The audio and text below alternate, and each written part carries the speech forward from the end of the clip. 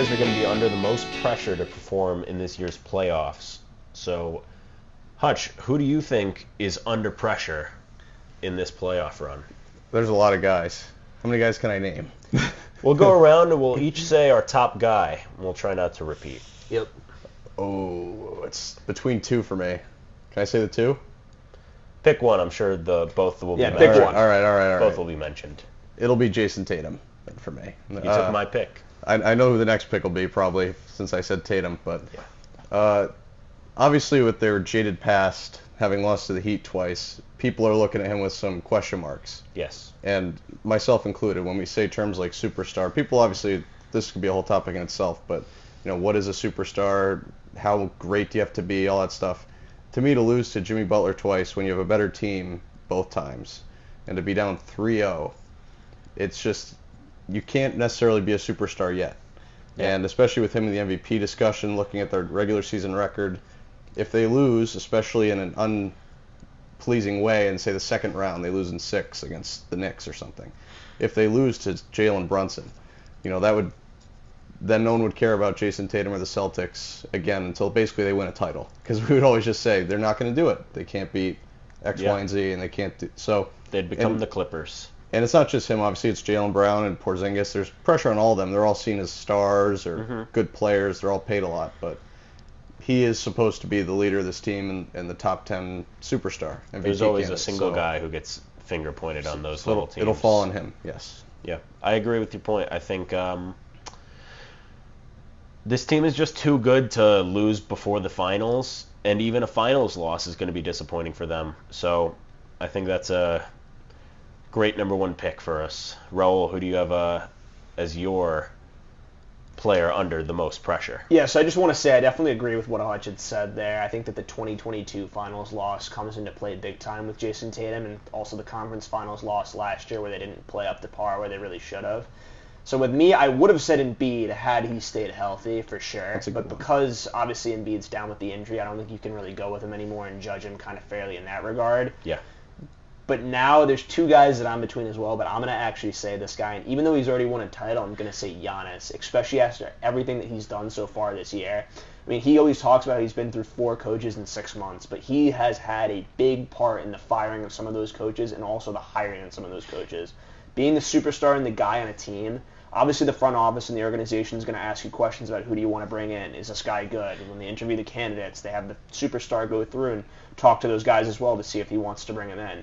So Giannis signed off on Bud getting fired. Giannis brought in Adrian Griffin, and then obviously during this season they were playing well. But Giannis said, "All right, I want Adrian Griffin out." They got rid of Adrian Griffin. Giannis brings in he signs off on Doc coming in, and now they're not playing well right now. Giannis has proven already that he can be that guy and win a title. He can be the best player on the team. He's pushing 30 right now. He turns 30 in December. So he's one of those guys where, I mean, obviously I think Jokic is a little bit better than Giannis personally. But at the end of the day, I do still respect Giannis, and if I make a list, like an all-time list, I would have Jokic and Giannis close together. But Giannis, obviously, I mean, pushing 30 here in December, he's kind of got to get a move on here, and especially after the past couple of years here, 2022, 2023, being disappointing in these runs, I think if he really wants to push up and be what we all think he can be, which is a top 10 player ever, he's going to have to pick it up, and he's going to have to do a lot better than he's doing right now, which is losing to these teams like the Grizzlies in the regular season, which is kind of pathetic for the Bucks standards. Very, very good point. You guys took both of my top 2 picks. Mike? I have a little bit of a different kind of perspective, and my choice is James Harden. Okay. And he's a guy who obviously he's never won a championship, so that's always like a mark on his legacy, especially with like all he's done, like scoring titles, assist titles, MVP. But I think he's kind of the X factor for this Clippers team. He's now kind of the pass first point guard. You got PG on the wing, Kawhi on the wing, Westbrook off the bench. Harden's kind of the setup man. He's the guy who's like racking up all the assists, passing the ball around, and I really think like if he's playing well and at his best, and I know he's come up short in the playoffs numerous times, and that's probably the biggest knock on him for his career. Mm-hmm. And I think if he can play like his brand of basketball in the playoffs, lead the Clippers to a finals, I think that he'd have a lot to gain from that, and also that kind of really get that monkey off his back that without having a championship, which I think really kind of hinders his career and kind of the way people view him as a player, especially how his last few exits in tenures, they didn't go out well. He left Philly kind of kicking and screaming and at the general manager, and then Brooklyn, things didn't work out. He never won in Houston either, even though he had some great teams and some great years there. So I think this would be huge for him to win a title and kind of be the X factor for the team. I'm going to push back on you with that one, I think. I feel like Harden has a lot to gain from winning a title. I don't think he has the pressure on him. He's the third fiddle on this team. He is not relied on at this point to score. Unless James Harden quits, similar to the ways he did in Brooklyn and in Philly, I just don't see how people are going to expect him to be under more pressure than a lot of these guys. I think that he just doesn't have to worry as much about scoring. When you're just the point guard, none of the pressure is going to be pointed at you. It's all the pressure is going to be on Kawhi, even though he has the resume already. He doesn't need the title. But even Paul George, I would say, is probably ahead of Harden. Well, you make a good point with that, but the difference is that they traded for him to win a title. Like that was the goal in mind. They didn't bring him here just to kind of like sell tickets. Like, the Lakers are always going to outsell him. Like, they didn't bring him here just to kind of like sell jerseys and kind of be a guy just to watch. They brought him here to win a title.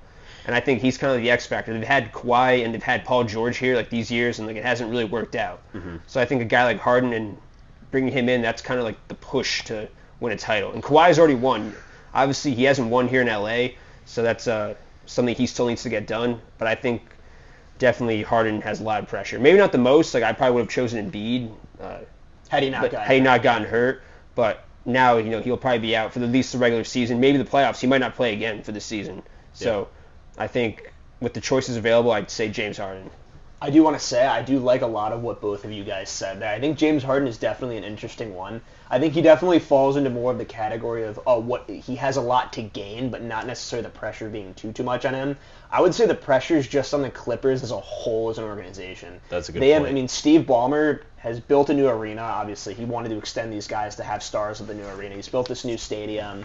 He's put together a really stacked team, too. I mean, there's tons of good guys on the team. You have P.J. Tucker on that team making $10 million, a really good NBA role player, and he's not even getting not touching the floor. Not touching the floor, and they didn't trade him at the deadline. They didn't buy him out either. So that's a really good roster the Clippers have.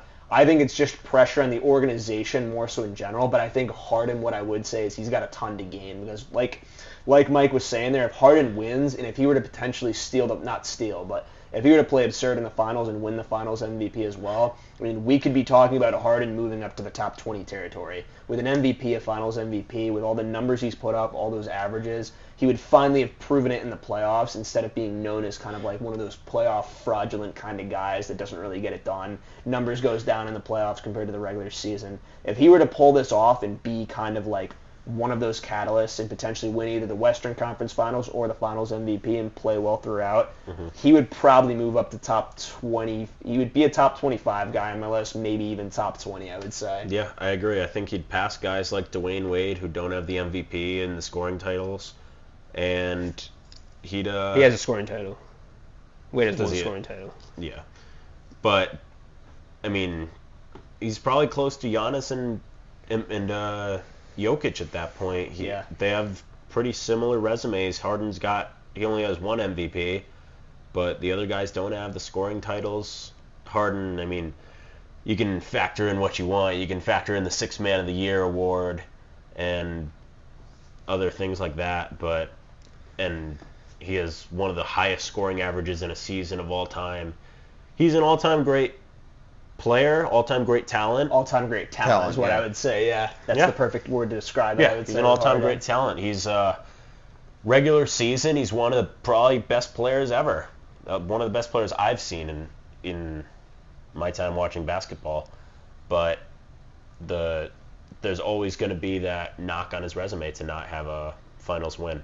Even if he was second, I would contend. Even if he was the second best player on that finals team, if they won. So even Kawhi wins finals MVP, and Harden just has a consistently very good series. He scores 24 and 11 and has maybe one iffy game and then has 4 really good games. Even that would move him up significantly. Not as much, obviously, as if he were finals MVP.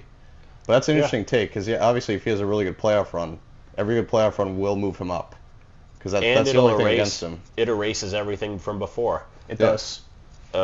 Winning cures everything. All right, I'm going to move on to my pick.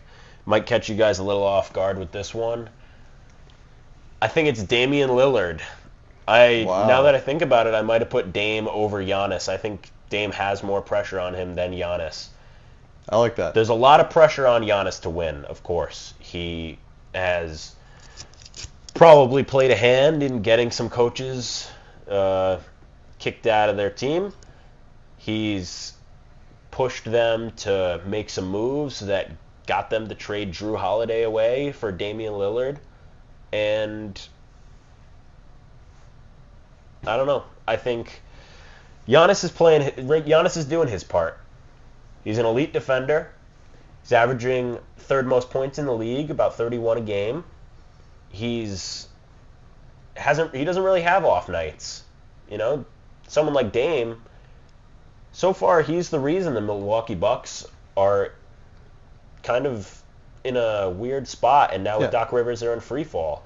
You look at Dame's numbers, every other night it's 3 for 17, 4 for 11, 2 for 9 on threes. That's not going to get it done in the playoffs, especially when you have a juggernaut like the Celtics, which most people are going to expect the Celtics to win. But if you don't get to the conference finals, there's teams like the Knicks that, when healthy, could certainly take the Bucks out if Dame is shooting games like 4 for 11. Everyone, when in his time in Portland, wanted to say that he was an elite playoff performer from his two, we'll say, really flailing shots, I'll say. I think game winners. The 2 game winners that he's somehow engraved in the top 75 for after being a 6-time All-Star, which is a little interesting and ridiculous in my opinion. Great peak. He had a good peak. There's probably 75 players that have greater all-time resumes than him. And this is his first chance to really have a team that can win. And he doesn't have to be the best player on the team. If he can't perform as the second best player on a winning team, that to me is going to completely disqualify him from any talks of greatness. I think he's a great three-point shooter. I don't think it's the most impressive thing in the world to have the keys to a franchise shoot as much as you want from wherever you want and have good scoring averages. It's really impressive. He's a great scorer.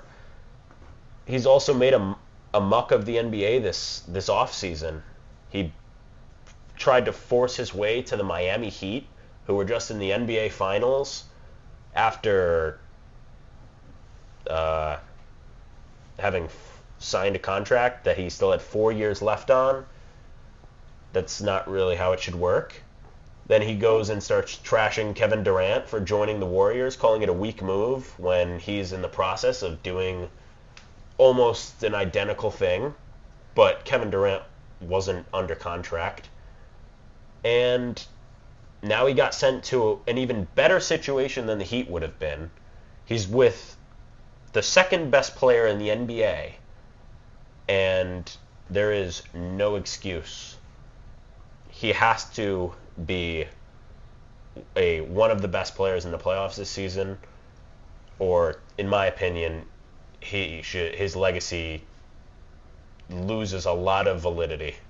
I'm really glad you picked him. You can go ahead and roll. Yeah, I like that take a lot, honestly. I think the Dame, he's definitely, in my opinion, a little bit overrated. He did make first-team All-NBA one time in the past and took the Blazers to the conference finals, I believe the year that Kevin Durant got hurt with his, not Achilles, but he didn't tear it. He pulled his calf before, and they still lost to the Warriors in that series in the conference finals before the Warriors ended up losing to the Raptors.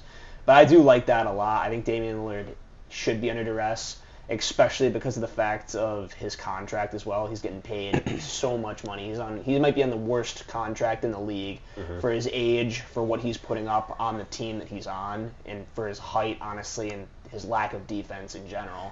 I mean, he is not He's one of the worst defenders He is in the one of league. he's one of the worst defenders in the league, and he is just not worth what he's getting paid. There's one other player too, though, that you mentioned that I am going to bring up that's also under pressure, and that's Kevin Durant.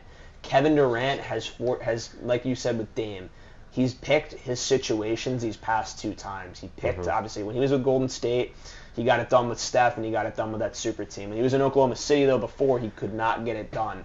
Blew a 3-1 lead against the Warriors in 2016. Couldn't win it in 2012. Lost in the conference finals in 2014 to the Spurs. And those were the 3 years where he really had a shot there with the Thunder and could not get it done. Then he goes to Brooklyn, couldn't get it done with them. They had unfortunate injuries going on there.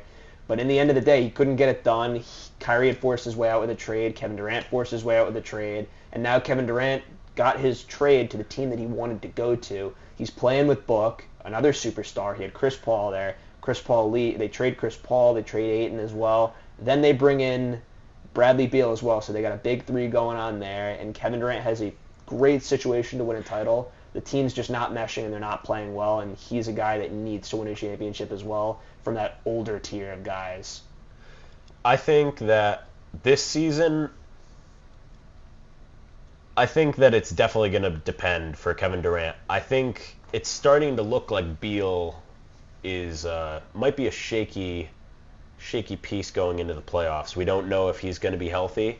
When the big three's all been together, they've been excellent, but it hasn't been all too common to see them all playing together. Kind of like the Brooklyn story. Unfortunately, Kevin Durant has had a little bit of bad luck with his matchups or his teammates. And he's been hurt himself too. He's missed time on his own. He missed all of 2020. These last few years, he hasn't played one season where he's played over 60. Mm-hmm. Yeah. I also think that Devin Booker is the player who should be the number 1 on this team. I think Kevin Durant, while right now he's playing as if he's the best player on the team, scoring about 30 a game, and he's 35 years old. He should not be... This is weird. I mean, everyone talks about LeBron's longevity. Kevin Durant needs to start to enter that conversation too of ridiculous longevity. And Steph. They're some of the best players in their mid-30s that we've ever seen. Yeah, and Durant specifically, his play style is really conducive for like a long-term kind of thing. Because he's 6'11", 7 foot tall, and he has a great shot, obviously great moves. Even if he doesn't do all his dribbling and all his other moves, he can just sit out there and shoot. And who's gonna guard him? No one can keep pace with him. No one his height can keep pace with him. No one his height really even has that skill set. Right. We've really ever seen any player in history with that kind of skill set. So if he's, barring injury, because that's a big thing for him, if he's out there, he can be playing until he's 39, 40. Yeah, definitely. The only problem is longevity won't really help him where he is as far as all-time rankings at least, because what he needs now is more accolades. Yes. There are guys coming.